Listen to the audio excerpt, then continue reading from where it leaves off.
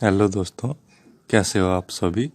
आज हम घर में होने वाले चीज़ों से कुछ नेपाली शब्द सीखेंगे और उसी से वाक्य बनाना भी सीखेंगे। आइए शुरू करते हैं। घर घर को हम नेपाली में भी घर ही बोलते हैं।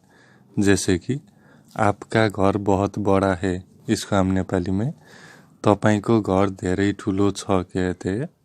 आपका का अर्थ तपाईको, आपका अर्थ तपाईँ, आपका का अर्थ तपाईको, घर का अर्थ घर ही, बहुत का अर्थ धेरै, बड़ा का अर्थ ठुलो, है का अर्थ छ। आपका घर बहुत बड़ा है, इसको हम नेपाली में तपाईको घर धेरै ठुलो छ कहते हैं। मंजिल मंजिल को हम नेपाली में तला बोलते हैं। जैसे कि आप कौन सी मंजिल में रहते हो कहना है तो हम नेपाली में तपाईँ कुन चाहिँ तलामा बस्नुहुन्छ कहते हैं। आप का अर्थ तपाईँ, कौन सी का अर्थ कुन चाहिँ, कौन का अर्थ कुन, कौन सी का अर्थ कुन चाहिँ, मंजिल में का अर्थ तलामा, मंजिल का अर्थ तला, मंजिल में का अर्थ तलामा, रहते हो का अर्थ बस्नुहुन्छ। आप कौन सी मंजिल में रहते हो, इसको हम नेपाली में तपाईँ कुन चाहिँ तलामा बस्नुहुन्छ कहते हैं। अब घर में होने वाले सीढ़ियाँ, इसको हम नेपाली में सीढ़ीहरू बोलते हैं। जैसे कि मैं ज़्यादा सीढ़ियाँ चढ़ नहीं सकता, इसको हम नेपाली में म धेरै सीढ़ीहरू चढ्न सक्दिनँ कहते हैं। मैं का अर्थ म, ज्यादा का अर्थ धेरै, सीढ़ियाँ का अर्थ सीढ़ीहरू, चढ़ नहीं सकता का अर्थ चढ़न सक्दिनँ। मैं ज़्यादा सीढ़ियाँ चढ़ नहीं सकता, इसको हम नेपाली में म धेरै सीढ़ीहरू चढ्न सक्दिनँ कहते हैं। हम ज़्यादा सीढ़ी के लिए सीढ़ीहरू बोलते हैं, यानी सीढ़ियाँ, और एक सीढ़ी के लिए सीढ़ी ही बोलते हैं। हम नेपाली में भी सीढ़ी ही बोलते हैं। जैसे कि आपने किताब कौन सी सीढ़ी में रखा है, इसको हम नेपाली में तपाईले किताब कुन चाहिँ सीढ़ीमा राख्नु भएको छ कहते हैं। आपने का अर्थ तपाईले, आपका अर्थ तपाईँ, आपने का अर्थ तपाईले, किताब का अर्थ किताबी, कौन सी का अर्थ कुन चाहिँ, कौन का अर्थ कुन, कौन सी का अर्थ कुन चाहिँ, सीढ़ी में का अर्थ सीढ़ीमा, सीढ़ी का अर्थ सीढ़ी ही, सीढ़ी में का अर्थ सीढ़ीमा, रखा है का अर्थ राख्नु भएको छ। आपने किताब कौन सी सीढ़ी में रखा है, हम इसको नेपाली में तपाईले किताब कुन चाहिँ सीढ़ीमा राख्नु भएको छ कहते हैं। अब सीढ़ियाँ यानी सीढ़ीहरू, इसका भी एक वाक्य बनाते हैं। मैं ज़्यादा सीढ़ियाँ चढ़ नहीं सकता, इसको हम नेपाली में म धेरै सीढ़ीहरू चढ्न सक्दिनँ कहते हैं। मैं का अर्थ म, ज्यादा का अर्थ धेरै, सीढ़ियाँ का अर्थ सीढ़ीहरू, चढ़ नहीं सकता का अर्थ चढ़न सक्दिनँ, नहीं सकता का अर्थ सक्दिनँ होता है। मैं ज़्यादा सीढ़ियाँ चढ़ नहीं सकता, यानी म धेरै सीढ़ीहरू चढ्न सक्दिनँ। दरवाजा, हम दरवाजा को नेपाली में ढोका बोलते हैं। जैसे कि आप दरवाजा बंद कर दीजिए, इसको हम नेपाली में तपाईँ ढोका बंद गरिदिनुस् या गरिदिनु कहते हैं। आप का अर्थ तपाईँ, दरवाजा का अर्थ ढोका, बंद का अर्थ बंद, कर दीजिए का अर्थ गरिदिनु या गरिदिनुस्। आप दरवाजा बंद कर दीजिए, इसको हम नेपाली में तपाईँ ढोका बंद गरिदिनुस् या गरिदिनु कहते हैं। और तुम दरवाजा बंद कर दो, इसको हम नेपाली में तिमी ढोका बंद गरिदेऊ कहते हैं। तुम का अर्थ तिमी, दरवाजा का अर्थ ढोका, बंद का अर्थ बंद, कर दो का अर्थ गरिदेऊ। हम किसी को रेस्पेक्ट करके बोलते हैं तो आप दरवाजा बंद कर दीजिए बोलते हैं, यानी तपाईँ ढोका बंद गरिदिनुस् या गरिदिनु। और हम अपने से छोटे से और अपने दोस्तों से तुम दरवाजा बंद कर दो कह सकते हैं, यानी तिमी ढोका बंद गरिदेऊ। आप दरवाजा बंद कर दीजिए, यानी तपाईँ ढोका बंद गरिदिनुस् या गरिदिनु। तुम दरवाजा बंद कर दो, यानी तिमी ढोका बंद गरिदेऊ।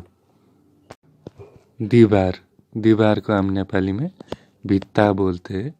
जैसे कि वो दीवार की तस्वीर मेरी है, यानी त्यो भित्ताको तस्वीर मेरो हो। वो का अर्थ त्यो, दीवार की का अर्थ भित्ताको, दीवार का अर्थ भित्ता, दीवार की का अर्थ भित्ताको, तस्वीर का अर्थ तस्वीर ही हो गया, मेरी का अर्थ मेरो, है का अर्थ हो। वो दीवार की तस्वीर मेरी है, यानी त्यो भित्ताको तस्वीर मेरो हो। वो का अर्थ त्यो होता है। जैसे कि मुझे वो पेन दो ना, इसको हम नेपाली में मलाई त्यो पेन देऊ न कहते हैं। अगर यहाँ मुझे वो पेन दे दीजिए ना होता था तो मलाई त्यो पेन दिनुस् न कहते थे।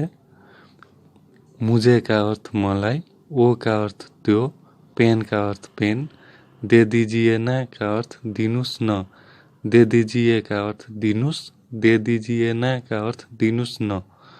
मुझे वो पेन दे दीजिए ना, इसको हम नेपाली में मलाई त्यो पेन दिनुस् न कहते हैं।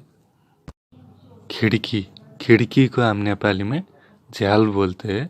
जैसे कि तुम वो खिड़की बंद कर दो ना, हम इसको नेपाली में तिमी तो झ्याल बंद कर देऊ न कहते हैं।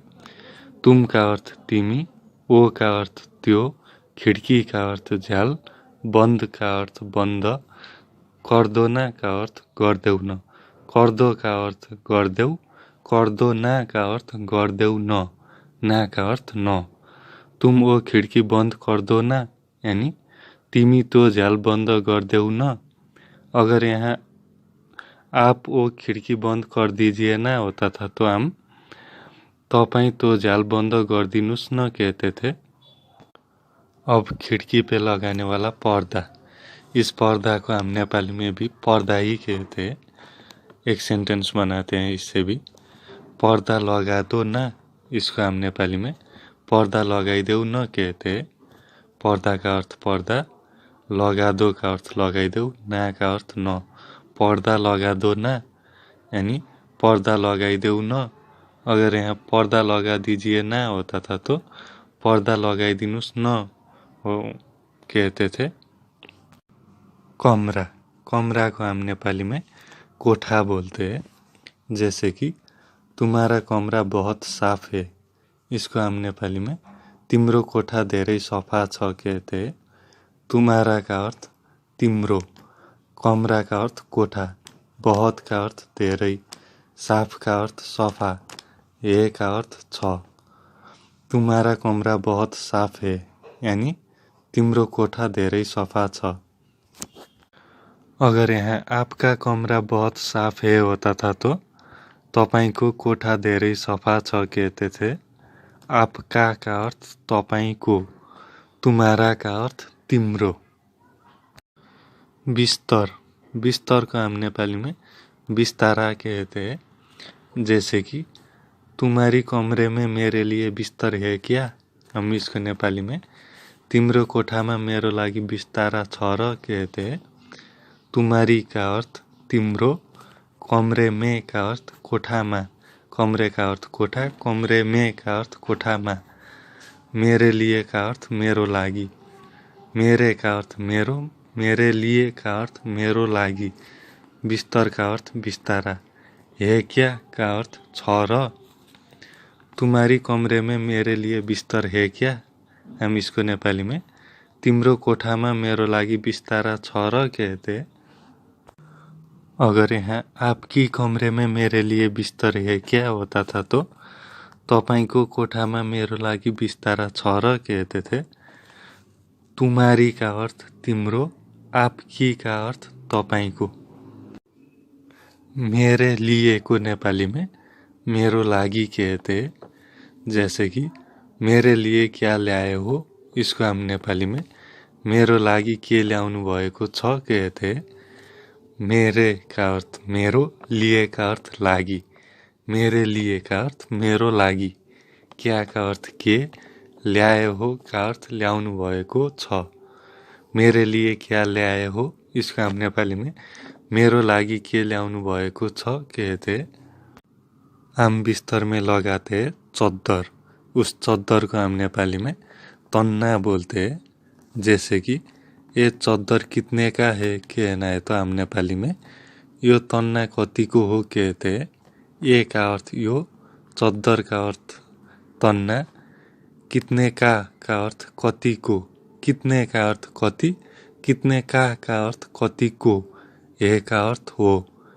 ये चद्दर कितने का है, इसको हम नेपाली में यो तन्ना कति को हो कहते हैं।